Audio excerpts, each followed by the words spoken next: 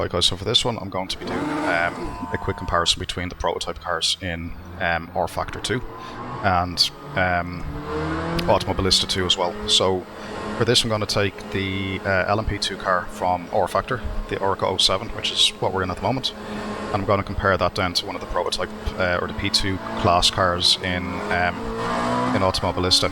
Now I'm going to do both tests at Silverstone, and the reason why I've opted for Silverstone is because, well, for a prototype type car, it offers a good mix of slow corners and fast corners. It's a high-ish speed track, so it's going to really test the actual downforce physics within the game, the balance into braking areas from high speed, and yeah, so it just gives us a bit of everything, I suppose.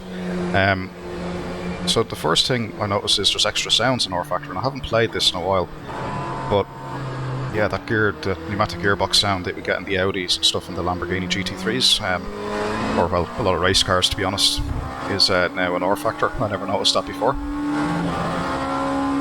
So let's before we go on to a quick lap, one thing I'm noticing as well is I'm not quite sure where the RPM limiter is. Like on the steering wheel I can see the red lights filling up, but the RPM actually still increases a good bit beyond that, so I'm not sure where the actual shift point is. It's probably like that in the real car, don't know, but just a comment. It is what it is. Steering wheel is nice and heavy, as you'd expect in a prototype. I can feel a lot of road effects, cornering forces. Yeah, they're there, but they're not very communicative. The cornering force I'm talking about. Everything else I can feel. I can feel the track, I can feel the bumps, I can feel the undulations and stuff like that. There's a lot of bumps going on in the steering wheel, like, you know, forces in the corner for seemingly nothing. But let's do a fast lap or two and see. Okay.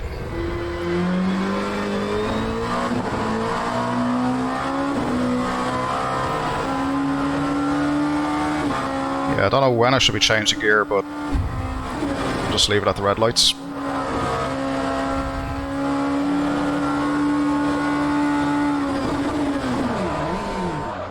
Okay, a bit of sudden understeer there and a bit of snappiness, but that's grand. That's just down to me, that's not the car.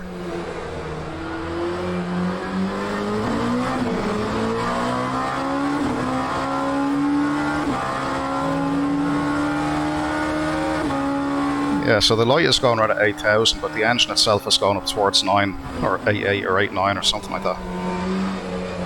So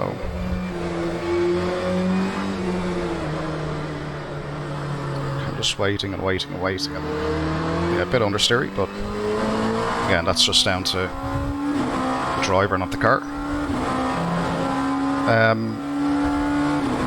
The sounds have improved since last time I was in this game, about 3 months ago.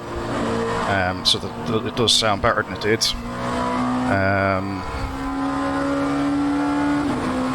Yeah, the force feedback, there's a lot of detail in it, okay, there's no denying that, but it is a little vague as to what feedback I'm actually getting, or what it's trying to tell me. So through that corner sequence there, I just got a lot of jolt, and you can see the wheel wanting to jolt on the straight as well.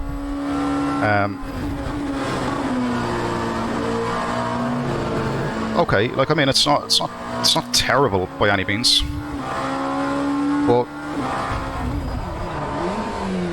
the feedback, like I say, is good.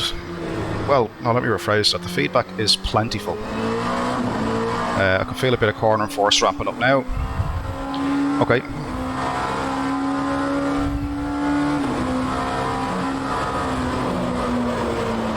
Okay, just misjudged that a tiny bit, but it's all good.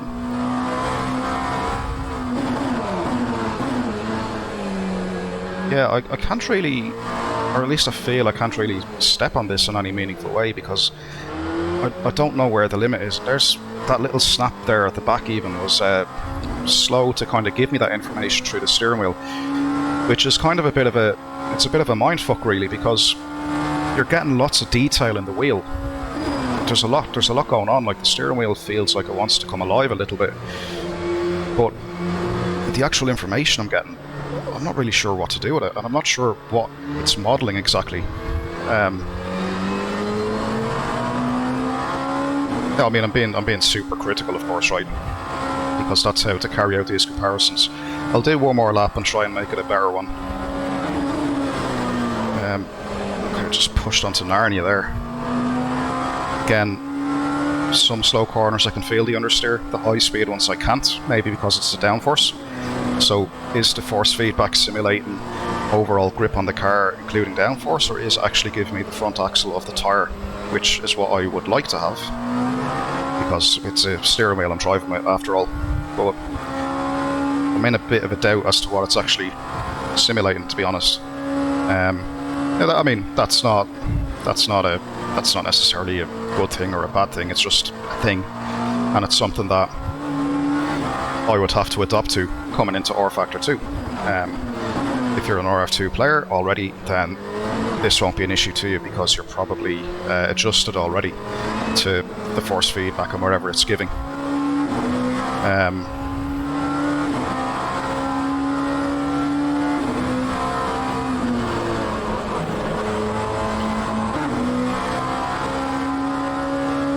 I'm just not really sure the amount of push that I can do with the car, really.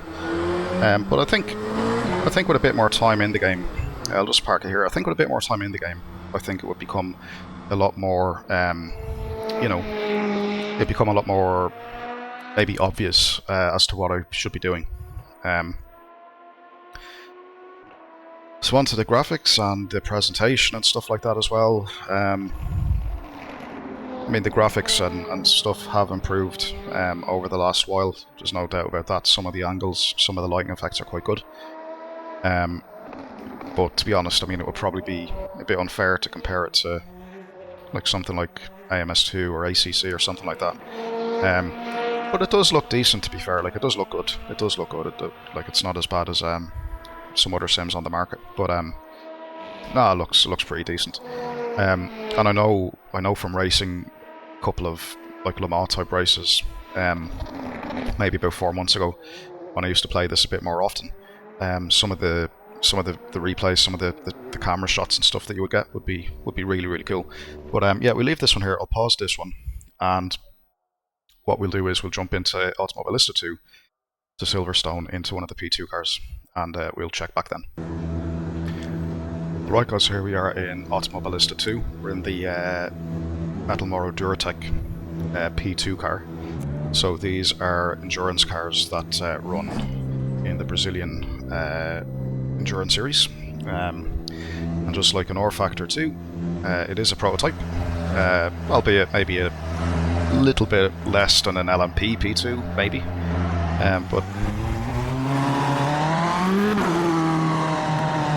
But yeah, sounds great, looks great.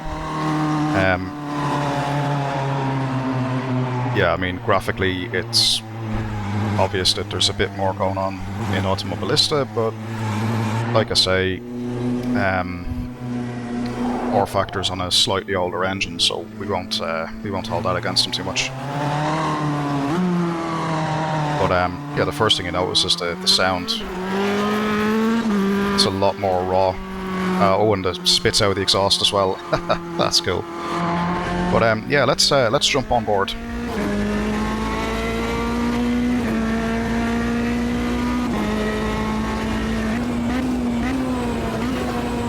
So, what do we expect here? So I can feel understeer straight away through the steering wheel, and it was gradual as the understeer got worse. I didn't notice that in RFactor, it was more sudden. I can feel very easily what the back end is trying to do, because the steering wheel seems to be modelling on the front axle very well.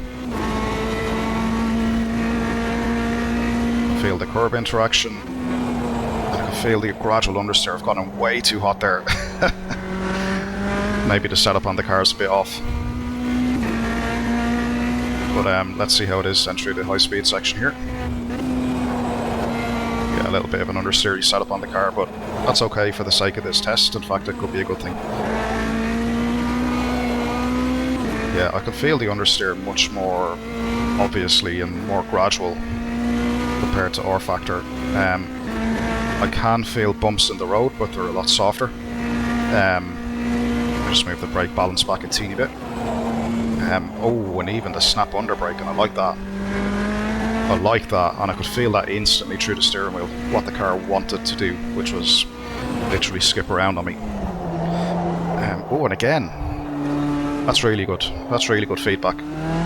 I'm in no doubt as to what the car is trying to do. Bit of back end slide, I can feel it as it's happening. It's not vague, and I'm not getting overpowered with other forces, other stuff going on with the road or whatever else.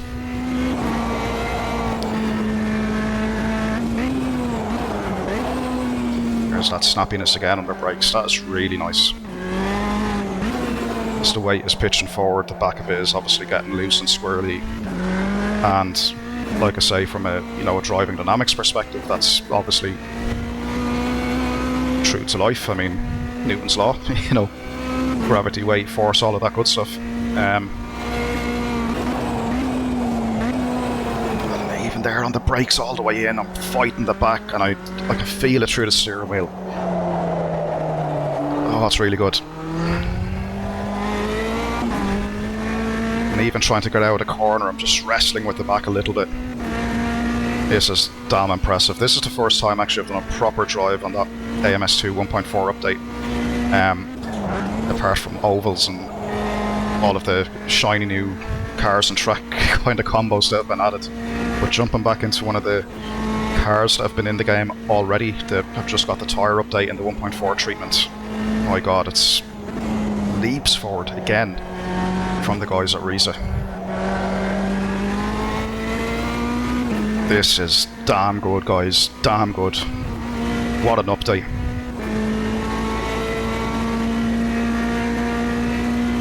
I'm agnostic to whatever sim I use, so I don't really give a crap which one it is. ACC, AMS2, RFactor, whatever. Like I'll play anything that's good. If they do a car model well, if they do physics really well, if it looks good, all that stuff.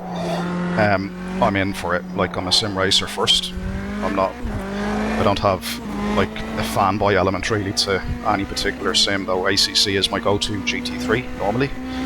But again, I appreciate the work that all of the studios put into their work. So this is not really which is better, RFactor or Automobilista 2. For me, personally for me, having driven both literally back to back here, in my personal opinion, there is one that is actually markedly better than the other. And you probably gather from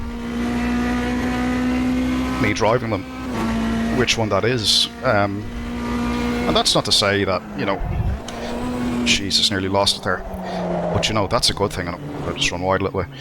That's a good thing. I'm just going to park this here. This has been a bit of a revelation. Let me just jump back. Actually, just for you to replay.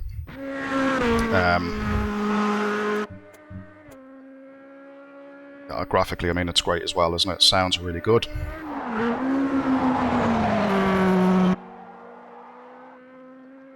Yeah, really good lighting effects. I have to say, the driving dynamics characteristics are very, very good, and the force feedback that you get absolutely matches what the car is doing. Yes, I can feel a bit of road undulation as well, but the vast majority of what I feel is what the car is doing. Mainly what it feels like is the front axle. At least it makes sense that's the front axle. Like when I feel the thing about to snap at the back under brakes, I know what's going on. I quickly make a correction and the car comes back into line with a bit of fight. Beautiful driving experience. Yeah. And I mean, the interesting thing, like RFactor gets a lot of praise as having great force feedback. I've often struggled with the RFactor feedback. Like, I've tried a lot of settings in the past. I've even gone into the force feedback files, the JSONs, and made changes and stuff, and it did improve. And I actually liked RFactor for a while. Like, I was doing like a lot of Le Mans type stuff. I entered a LMP3 league with RFactor back at the start of the year. that was fun. You know, but again, it comes back to all the sims that we have out there. They all offer different things, and they all bring something to somebody. Like, you know, one man's gold might be someone else's rubbish, in other sort of way. So, but for me, I mean, this is a good improvement. The 1.4 update, really good. But yeah, we leave it there, guys. That's a back-to-back in the prototypes in the two sims. Again, I tried to remain completely balanced and impartial. I have no, you know, real, you know, loyalty, let's say, to any one sim, but I appreciate the good work that the studios do, like I say. And yeah, I have to say, you know, if I'm honest, in this particular back-to-back test, and you know, sorry if you're an RFactor 2 fan or whatever, but from driving these back-to-back, I mean, AMS2, in the feedback is miles ahead of RFactor 2, just from what I've driven here. And my feedback settings, my steering wheelbase settings are the same for both. The only thing I adjust is the overall gain, just to get the actual force correct for me. But in terms of filters and all of that sort of thing, the only filter that I have on the Fanatec DD2 is the interpolation filter, set to 1. And I do that for all my sims because by default force feedback signals can be a little bit choppy. Even though they can update at higher refresh rates, they can still be quite harsh. So I just toned that down a tiny bit. Other stuff like damper and all of that at the wheelbase is just left off. So yeah. So I try to do these videos where they're as fair and as comparable as possible. So yeah, guys, I hope you like this one, and I'd be interested in the comments if you have any feedback, particularly about RFactor 2, because I know there'll be a few RFactor 2 guys upset by this, maybe. So if I've tested something wrong or my steering wheel settings are off, do let me know. But I'm not a fan of running a lot of different filters to get what the game should output by default anyway. So, but yeah, thanks for watching, guys, and hope you liked it.